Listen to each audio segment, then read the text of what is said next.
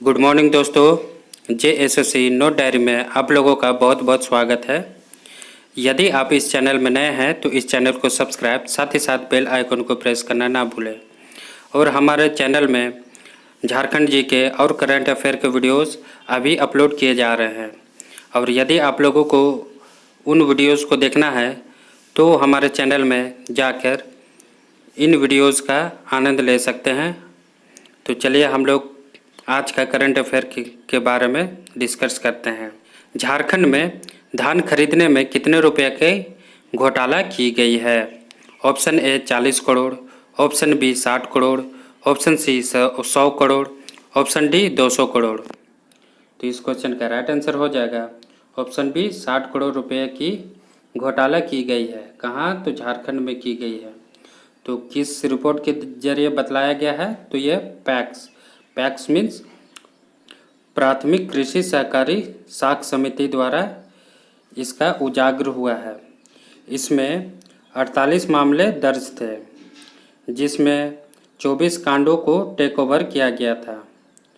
और इस पैक्स के CID कौन है? तो अनिल पाल्टा हैं। इन्होंने 12 कांडों की समीक्षा की, तब जाके इनको पता चला कि धान खरीदारी में 60 करोड़ रुपए की घोटालेबाज हुई है। चलिए नेक्स्ट क्वेश्चन की ओर। हेमंत सरकार ने महिलाओं के संपत्ति रजिस्ट्री की सुविधा खत्म कर दी है। तो कितने की है? तो ऑप्शन ए 1 रुपये की, ऑप्शन बी 2 रुपये की, ऑप्शन सी 50 रुपये, ऑप्शन डी 100 रुपये। तो इस क्वेश्चन का राइट आंसर हो जाएगा ऑप्शन बी 2 रुपये की संपत्ति रजिस्ट्री को समाप्त कर दी गई है। किसके द्वारा? तो हेमंत सरकार के द्वारा। और यह सुविधा किसने जारी किया था? तो यह राजस्व विभाग ने किया था, हेमंत सरकार के नेतृत्व में। इसके तहत में महिलाओं को 50 लाख तक की संपत्ति निबंधन कराने के लिए दिए जाते थे। और इसकी शुरुआत कब की गई थी? तो 19 जून 2017 में किया गया था। तो 19 जून 2017 को किया गया था। 2017 को इसकी शुरुआत की गई थी। चलिए नेक्स्ट क्वेश्चन की ओर। किस पोर्टल के द्वारा तरबूज की बिक्री की जा रही है? ऑप्शन ए ई बाजार, option B e Kisan, option C e NAM, option D e Rozgar. तो इस क्वेश्चन का राइट आंसर हो जाएगा ऑप्शन सी ई नैम के द्वारा तरबूज की बिक्री की जा रही है। इस पोर्टल के द्वारा किसान को बहुत लाभ मिलेगा और किसान इस पोर्टल से कोई भी फसल डायरेक्ट बेच सकते हैं। और इस पोर्टल के द्वारा तरबूज की बिक्री 15 क्विंटल की हुई है। कितने की? 15 क्विंटल की बिक्री हुई है। सरकार द्वारा किसानों को आमदनी बढ़ाने के लिए इस पोर्टल की शुरुआत की गई। चलिए नेक्स्ट क्वेश्चन की ओर। किस रेलवे विभाग ने स्काउट एंड गाइड अभियान की शुरुआत की? Option A central railway, option B दक्षिण पूर्व रेलवे, ऑप्शन सी उत्तर रेलवे, ऑप्शन डी पूर्वी रेलवे। तो इस क्वेश्चन का राइट आंसर हो जाएगा दक्षिण पूर्व रेलवे ने स्काउट एंड गाइड अभियान की शुरुआत की। चलिए और जानकारी रेलवे के बारे में जानते हैं।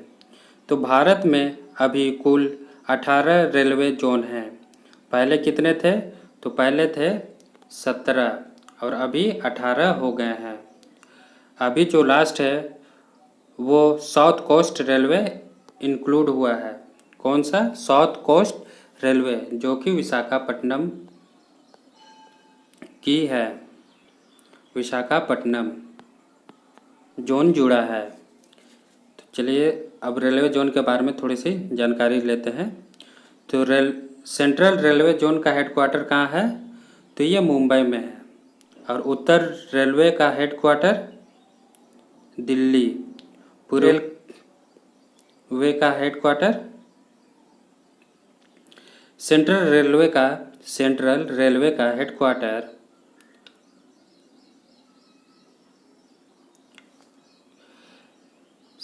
रेलवे का हेडक्वार्टर मुंबई में है।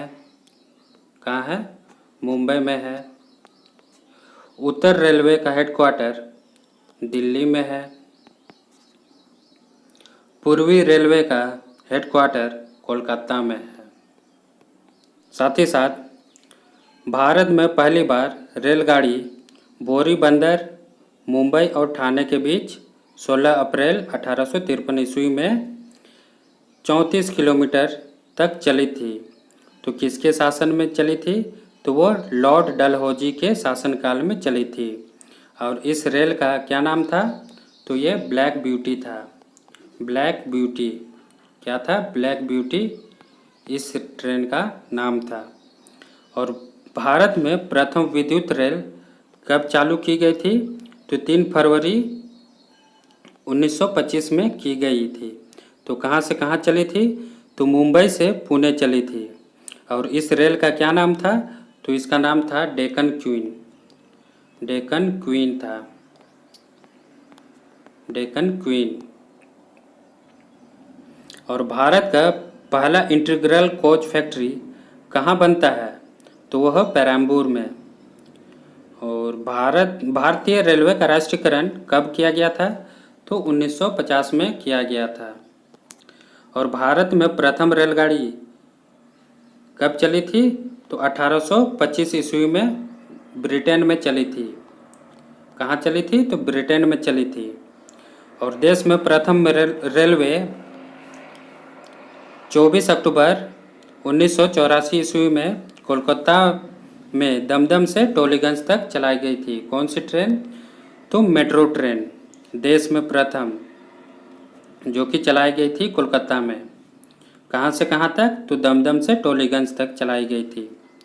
और सबसे पहले प्लेटफॉर्म टिकट कहाँ जारी किया गया था? तो ये लाहौर में किया गया था। चलिए नेक्स्ट क्वेश्चन की ओर। देश की पहली ऑनलाइन वुशु प्रतियोगिता कहाँ पर शुरुआत की गई? Option A Jharkhand, option B Brazil, option C Delhi, option D Australia. तो इसका राइट आंसर हो जाएगा ऑप्शन ए झारखंड में पहली बार वुशु प्रतियोगिता शुरुआत की गई। इसका उद्घाटन केंद्रीय खेल मंत्री किरण रिजिजू ने किया। चलिए नेक्स्ट क्वेश्चन। हाल ही में झारखंड को जीआई टैग किस चीज़ में प्रदान किया गया? ऑप्शन ए लाह, option B Katarni rice, option C सलीम fabric, option D Sohrai Khovar painting. तो इस क्वेश्चन का राइट आंसर हो जाएगा option D Sohrai Khovar painting को झारखंड का जीआई टैग दिया गया है। चलिए थोड़ी सी सोहराय खोवर पेंटिंग के बारे में भी जानते हैं। तो झारखंड की सोहराय खोवर पेंटिंग के लिए आवेदन सोहराय कला महिला विकास सहयोग समिति द्वारा किया गया था। इस पेंटिंग में झारखंड में स्थानीय आदिवासी महिलाओं द्वारा बनाई गई है। यह एक पारंपरिक और अनुष्ठानिक भित्ति कला है। चित्रकला का अभ्यास केवल हजारीबाग जिलों में किया जाता है। तो कहाँ किया जाता है? हजारीबाग। यह केवल शादी और फसल के मौसम के दौरान बनाया जाता है। तो कब बनाया जाता है? शादी और फसल के दौरान बनाया जाता है। यह आदिवासी महिलाएं प्राकृतिक रूप से उपयोग करती हैं। हाल ही में तेलंगाना का जीआई टैग किसको दिया गया है? Option A Adilabad Dokra, option B Warangal durries, option C नीलांबर पेड़, ऑप्शन डी तलैया रुमाल। तो ऑप्शन डी तलैया रुमाल को तेलंगाना का जीआई टैग दिया गया। और इससे पहले आदिलाबाद डोकरा, वारंगल डोरिस इत्यादि को दिया गया है। यह होता क्या है? यह कॉटन लूमेड कपड़े का बना होता है जिसमें जटिल हस्त निर्मित से बना है और इसमें पारंपरिक हथकरघा प्रक्रिया का उपयोग किया गया है। इसमें 3 रंग विशेष रूप से यूज किए गए हैं। कौन कौन से? तो लाल, सफ़ेद और काले रंग का सम्मिलित किया गया है।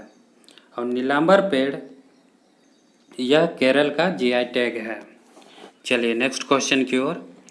भारत में किस रोग की जानकारी प्राप्त करने के लिए एक उपकरण आईआईटी धनबाद ने बनाया है? ऑप्शन ए कोरोना रोग, ऑप्शन बी पार्किंसन रोग, ऑप्शन सी मलेरिया रोग, ऑप्शन डी इनमें से कोई नहीं। तो इस क्वेश्चन का राइट आंसर हो जाएगा ऑप्शन बी पार्किंसन रोग। भारत में पार्किंसन रोग की जानकारी प्राप्त करने के लिए आईआईटी धनबाद और CSIR द्वारा विकसित किया गया है।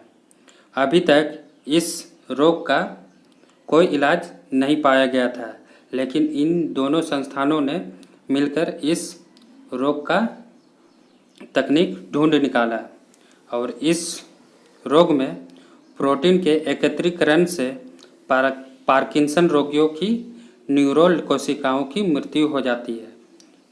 इस रोग से क्या हो जाता है? तो न्यूरॉन कोशिकाओं की मृत्यु हो जाती है। न्यूरॉन कोशिका की मृत्यु हो जाती है। चलिए नेक्स्ट क्वेश्चन की ओर। भारत की कोविड-19 की जांच के लिए पहले स्वचालित परीक्षण मशीन कौन सी है? Option A Cobas 6800, option B MRI 200, option C thermal scanning, option D इनमें से कोई नहीं। तो इस क्वेश्चन का राइट आंसर हो जाएगा ऑप्शन ए कोबास 6800। भारत की कोविड-19 की जांच के लिए पहले स्वचालित परीक्षण मशीन कौन सी है? तो कोबास 6800। चलिए नेक्स्ट क्वेश्चन की ओर। सामर्थ्य योजना किस संस्थान ने शुरुआत की? Option A NIT Kurukshetra, option B NIT Jamshedpur, option C IIT Kharagpur, option D IIT Delhi. तो इस क्वेश्चन का राइट आंसर हो जाएगा option A NIT Kurukshetra. NIT Kurukshetra ने सामर्थ्य योजना की शुरुआत की। तो NIT कुरुक्षेत्र की स्थापना कब हुई? तो यह 1963 ईस्वी में हुई। NIT जमशेदपुर कब? तो ये 15 अगस्त 1960 को की गई। और IIT खड़गपुर की तो यह 18 अगस्त 1951 में की गई। और IIT दिल्ली की तो यह 1961 में की गई। यदि आप लोगों को यह सेशन अच्छा लगा तो इस वीडियो को लाइक, शेयर और इस चैनल को सब्सक्राइब करना ना भूलें। धन्यवाद।